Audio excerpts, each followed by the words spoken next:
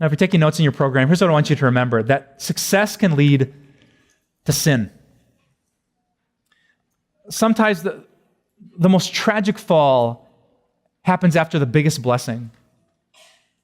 Sometimes the greatest danger to our faith is not our weakness, our cancer, our struggle, the mess at home. Sometimes the biggest danger to our faith is our strength and the blessing of God. In the New Testament, the Apostle Paul said it this way in 1 Corinthians 10. He said, "So if you think you are standing firm, be careful that you don't fall."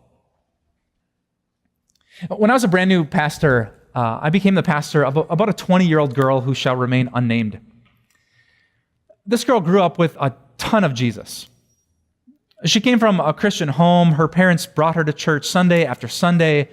They even paid for her Christian education, which meant not just every Sunday, but Monday through Friday, she got the Bible and scripture and worship and song and chapel. For 2 decades, she was blessed with boatloads of Jesus.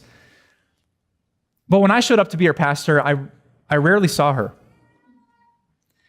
Church wasn't her weekly habit. It wasn't even her monthly habit. Maybe once a quarter she would show up. And I remember a conversation I had once with her. She didn't say, like most people say, I'm sorry, Pastor, life's been busy. I know I really got to get back. You know what she told me? She said, I need a break. She didn't lose her faith. She wasn't denying Jesus. She just said, I've heard the stories.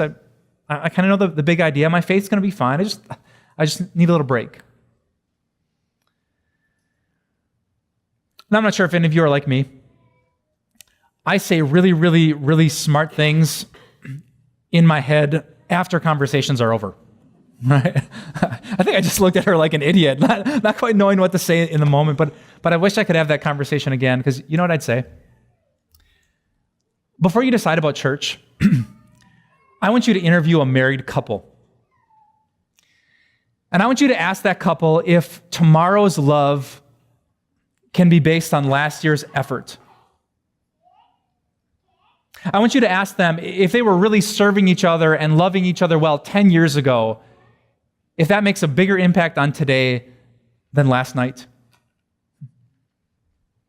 Because in a true married people, the way we feel about our significant other, the way we feel about our spouse tomorrow will not be based on last year or last month or last week. It will be based on today.